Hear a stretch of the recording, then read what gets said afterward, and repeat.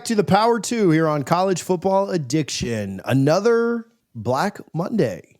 We have, for the fourth week in a row, a major firing happening in college football as now the Auburn job is open. Doesn't surprise anybody. Nobody's shocked by this.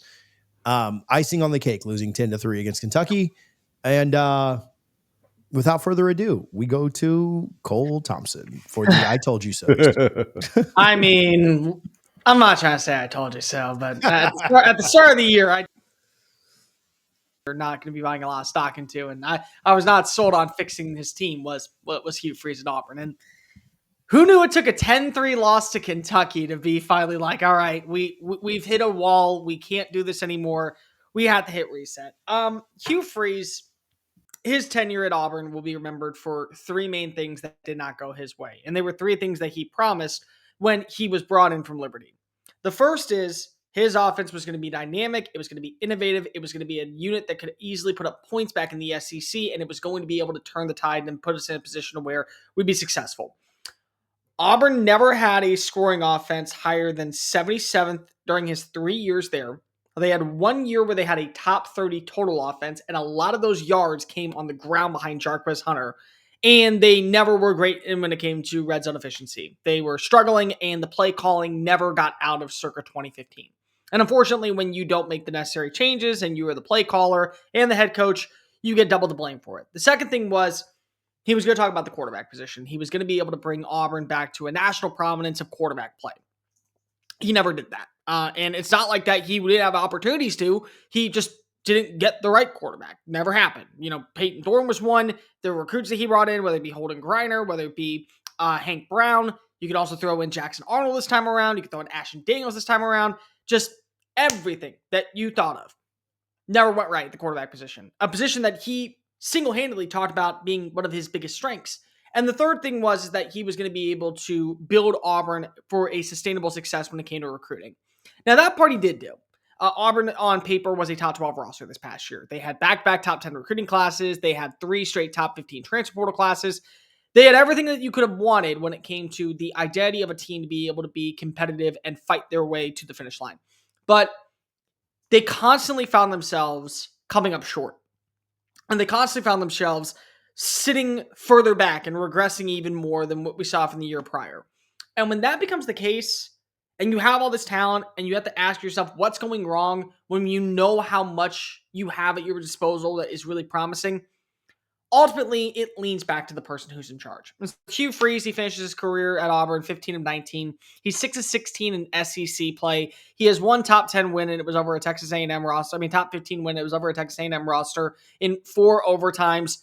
And honestly, what's really been the calling card for Hugh Freeze over his entire tenure is, hey, in 2015 and 2014, I beat Nick Saban, and now I'm at Auburn, and I want to go ahead and beat Nick Saban. And then Nick Saban ends up finding a way to win with that 4th and 31 call with Jalen Milroe and retires the next year. So at that standpoint, he no longer gets to beat Nick Saban.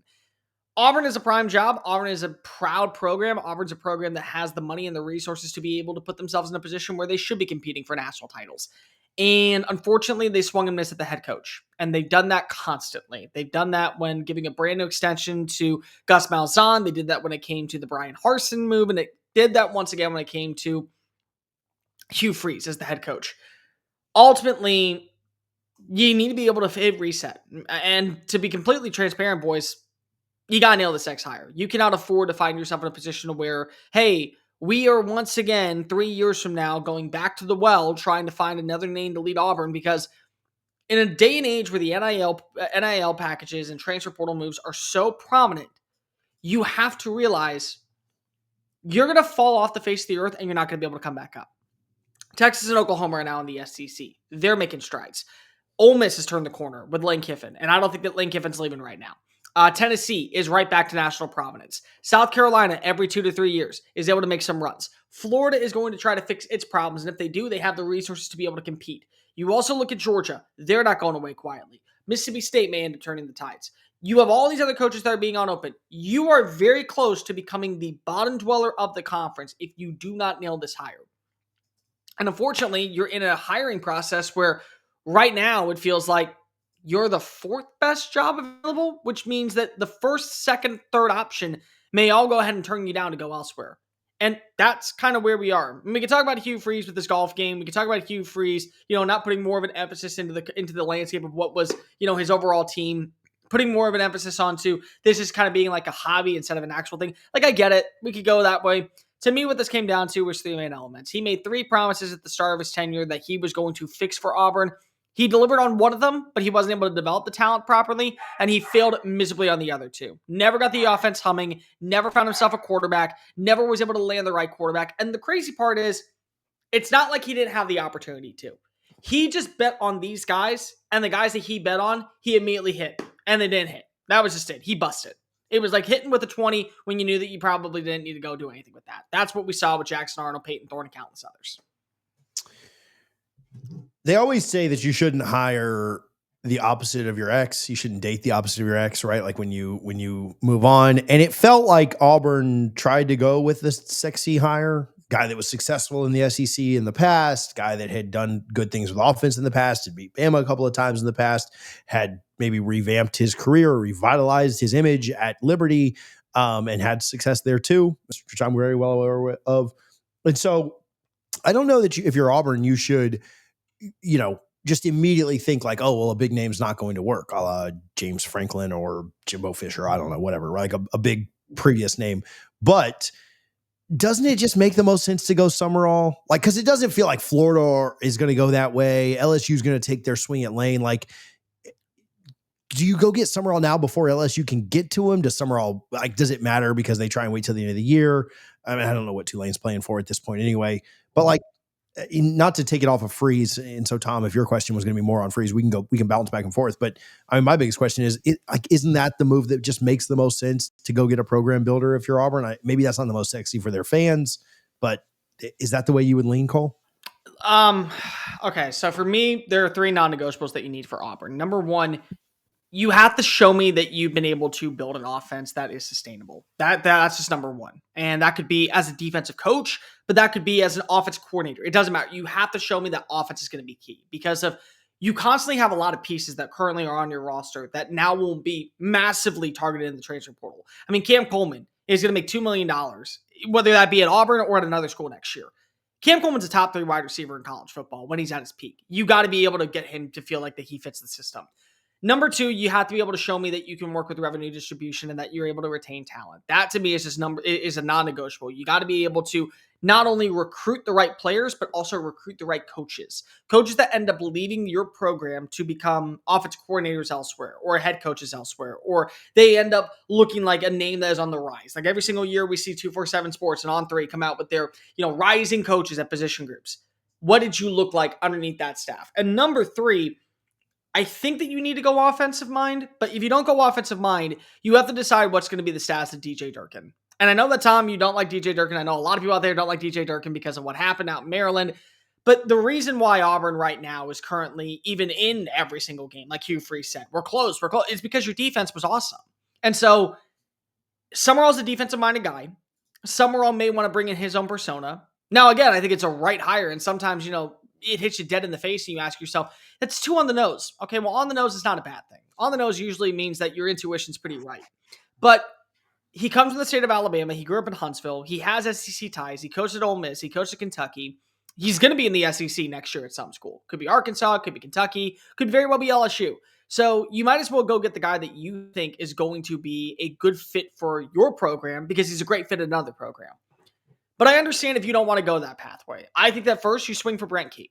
The first name that I go after is you swing for Brent Key. Now, the reason I say that is because of the style of offense that Brent Key loves to run and the persona of Georgia Tech is very similar to what we have with Pat Dye and Tommy Tuberville. The physicality in the trenches, the ability to trust the run game, mobility at the quarterback position that's not afraid to go ahead and lower the shoulder, kind of a meat and potatoes type of we're going to punch you in the face, and if you punch us back, we're going to spit out the blood and smile while doing it. That's a Brent Key type of guy. And that is where I think Auburn's been at its best when they've been able to win in that capacity. But I think if you were going to go other ways, there are some other names you can go out there. For starters, you're not going after an SEC coach, in my opinion. Like Lane Kiffin's not going to you. Eli Drinkwitz is not going to you. Clark Lee not going to you. I think that they're in too good of spots right now. But I think that you could go with the G5 route. John Summerall's one, but Alex Golish, for what we've been able to see him accomplish with USF's offense, do you bring that down and now it counteracts what you're seeing at Tennessee? Because so far, Tennessee's people are talking about how their offense has taken a massive step backwards since Golish left to go down to Tampa. Is that a name that maybe you target?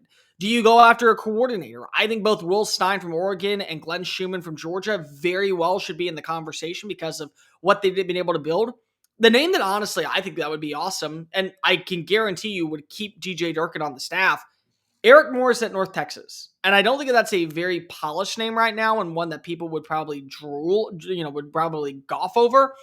Eric Morris is a top 10 scoring offense, a top 10 passing offense, a top 5 red zone offense, a top 5 total offense. And the only part where he struggles is currently running the football on second and third down. Like, North Texas is very much still in the race for the American Conference lead, and he would probably allow DJ Durkin to run the stuff, his style of defense, and he would just take care of the offense. You want to talk about quarterback play? Drew Musmaker did start in high school, and he's currently a top 5 passer in the industry. I mean, what he's been able to accomplish is successful. But that's where you got to go, is that type of persona. And if they don't fit those criteria for John Cohen and company, you don't even make the phone call. Looking at the field right now, as someone with a lot of experience with James Franklin at Penn State, yes, would he stabilize Auburn? 100%.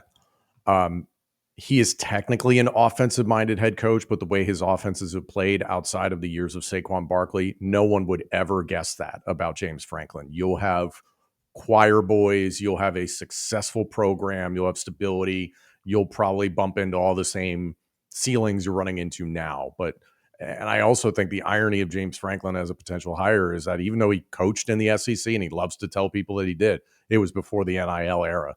So what he did at Vanderbilt, while remarkable, has no bearing, in my opinion, of what his opinion would be right now as an SEC coach at one of these top programs within the conference, an LSU, a Florida, an Auburn to that point. I would look at, personally, I'm a big fan of G.J. Kinney out of Texas State, former Texas and Tulsa quarterback, guy who's played in the National Football League, has clearly built Texas State into a program that has some buzz and is sending guys to the National Football League. But do you want to build through a guy that hasn't proven it within the SEC? Will Stein, not sure if he wants to leave Oregon anytime soon, but there's a signal caller that makes sense. I wouldn't necessarily call Brian Hartline, even though there's been rumors Penn State talked to Brian Hartline. Hartline in his first year as an offensive coordinator has no proven track record of building a program and stabilizing one.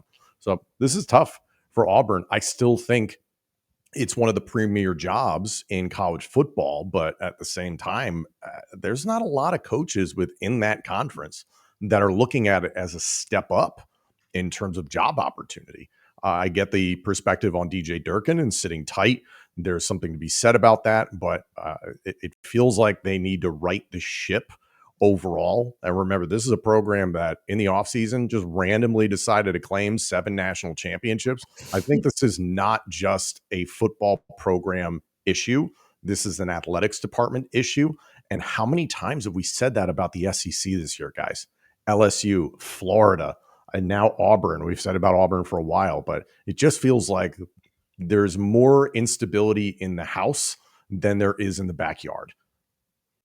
I'll get right back to the video, but first, let me remind you about our friends over at Sleeper. Make sure that you are using the Sleeper app this college football season, whether you're playing in your eliminator leagues, whether you're playing fantasy football, or whether you're playing the more or less game to make some money with us. You can still deposit on Sleeper and get a 100% match up to $100 by using our code CFA. If you just want to click the link in the description, that'll autofill the code for you. It'll download the app and autofill the code. You don't have to do any work.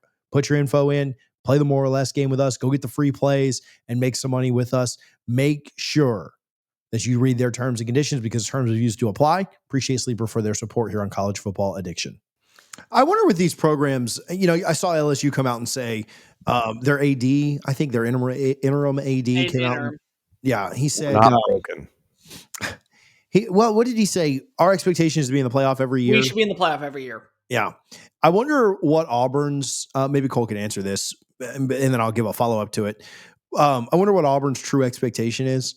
And then I also wonder, are the expectations at these places too high with the parity in the SEC?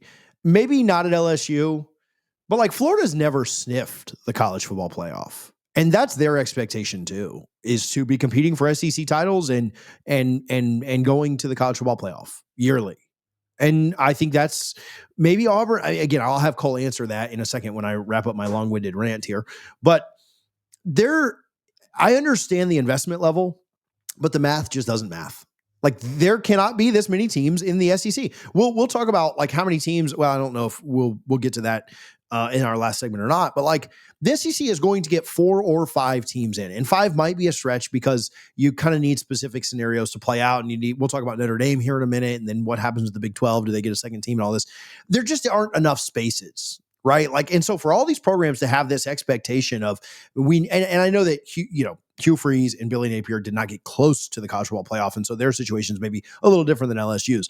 But this idea of every SEC team, not every SEC team, because Mississippi State, Kentucky, others don't have this expectation. But this idea of, man, we need to compete for the it's just not realistic. Now, maybe if we go drinks way and get 30 teams in, maybe it does become realistic and we get all 16 because college basketball proves that you can just get everybody in and that's fine. Baseball the same way. But until we get there, and I'm not saying that Auburn Hugh did not deserve to be fired. And I'm not saying Billy deserved. They probably deserved it the year before. But, then you're going to have Oklahoma. If they don't make it this year, which we'll talk about them next, their expectation is to be in the playoff. Like, there's just too many teams. Like, it's not realistic. And I don't know if in 5-10 years we adjust or if we just expand the playoff to 24 or 30 to satisfy all these programs that are having massive investments.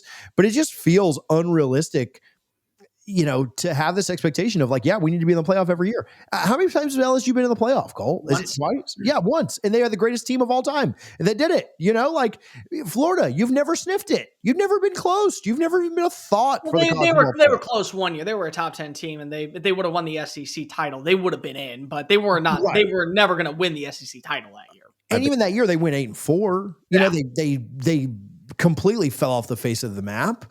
And so these programs that are just, the playoff has warped, I think, our mentality. And so is NIL and the investment that we're putting into it. But these ideas of like, we need to be competing for the college football playoff.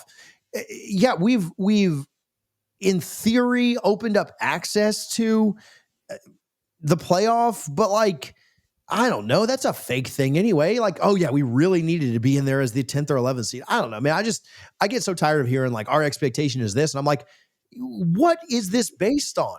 Because for the large portion of the playoff, Florida, Alabama, I'm sorry, not Alabama, Florida, Auburn, and LSU, you've not been even close to this, for most of it. And so I don't know, I get frustrated hearing that. And I'm not even a fan of one of these teams because realistically, expectations are just through the roof. And I don't think they should be. Investments through the roof.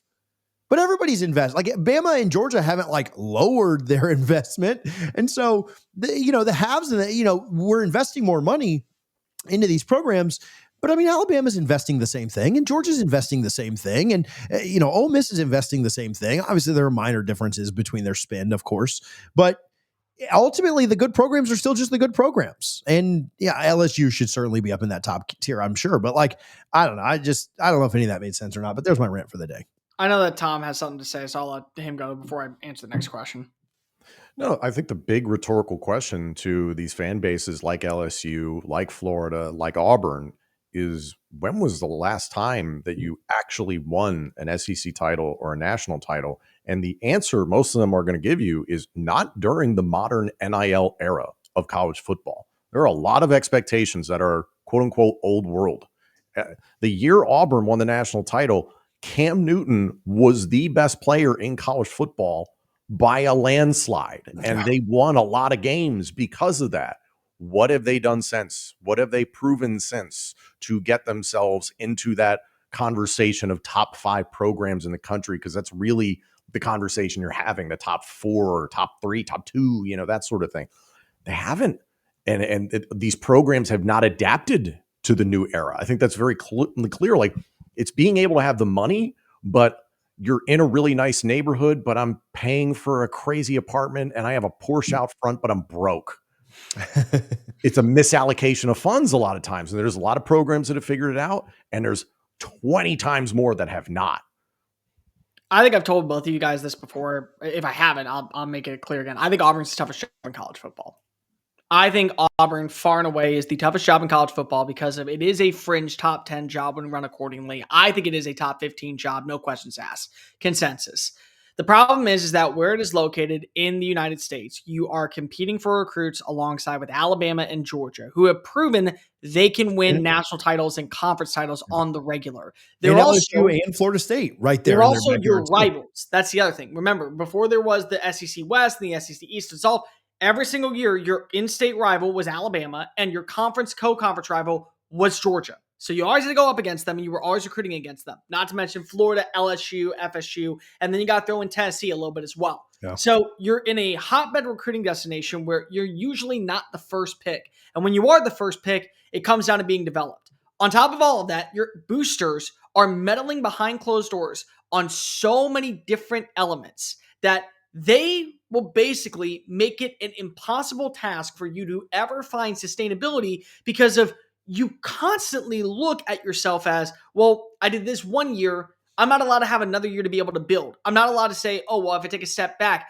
I'm always constantly looking over my shoulder for them to say, you went 8-4, that's not good enough. You didn't beat Alabama 2 years, that's not good enough. You weren't able to go toe-to-toe with Georgia 1 year, that's not good enough. And so the meddling behind Yellowwood and all the other people that are writing the checks for the next head coach, yeah, it's a great job, but there's just so many disadvantages that you have that make it even twice as challenging as Alabama, where the expectations are national championship or bust every year. LSU, college football playoff or bust every year.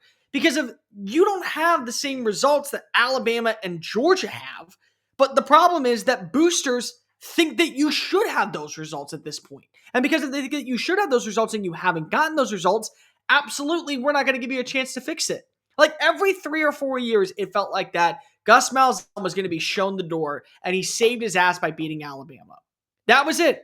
That was it. So again, I look at these things, I say, whoever is coming on in to a place like to a place like Auburn, and I see Blake in the comment section, which is why I said LSU, but whoever's coming in to a place like Auburn, they already have one arm tied behind their back because of what are the criterias and the expectations from the top standpoint. On top of that, they do believe that because of you have shown on multiple occasions, hey, we can get top 10 recruiting classes. Hey, we can get top 5 transfer portal classes. Hey, we're seeing development of talent, second, third round picks, first round picks, late first round picks going off to the NFL. Why are we not able to go ahead and punch our ticket to the playoff? They expect those things. I think that makes it also a job to where even if you thought, I don't know, maybe we were to say Penn State and Auburn were equal in the eyes of most people. I think for some they would say, listen, I don't have to go up toe-to-toe with Alabama every single year. I don't have to go toe-to-toe with Georgia every single year. I don't have to recruit against Florida State and Florida every year or LSU every year. The Penn State job's better because of it. And I don't have to deal with the boosters. I mean, James Franklin went 10-2, 7 years. Never was talking about getting fired. You go 9-3 at Auburn. You're not guaranteed to be considered the next big-time coach. You're just another name.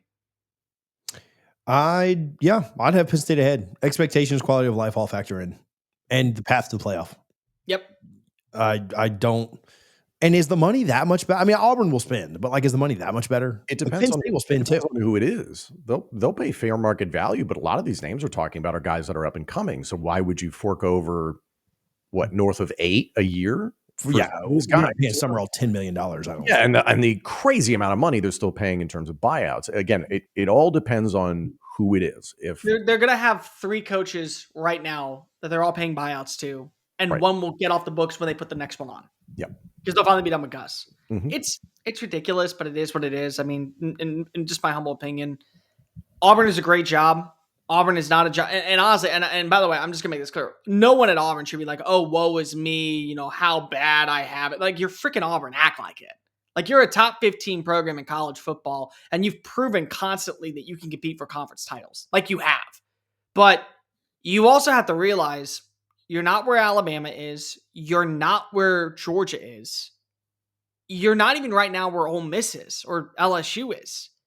Get to that level first before we start acting like that we're so high and mighty that we can just fire coaches every single 3 years because they didn't win the Iron Bowl. Like let's not get there. But the Hugh Freeze thing, it's a little bit different than a lot of other coaches out there. Like Brian Kelly never just wanted to be a part of Louisiana. Hugh Freeze had every opportunity to fix this thing, and he missed on 2 major elements: the ability to develop offensive personnel talent and the ability to find the right quarterback. You don't do that as an offensive guru, you're going to be shown the door. I'll get right back to the video, but first, let me remind you about our friends over at Sleeper. Make sure that you are using the Sleeper app this college football season, whether you're playing in your eliminator leagues, whether you're playing fantasy football, or whether you're playing the more or less game to make some money with us. You can still deposit on Sleeper and get a 100% match up to $100 by using our code CFA. If you just want to click the link in the description, that'll autofill the code for you. It'll download the app and autofill the code. You don't have to do any work. Put your info in, play the more or less game with us, go get the free plays and make some money with us. Make sure that you read their terms and conditions because terms of use do apply. Appreciate Sleeper for their support here on College Football Addiction.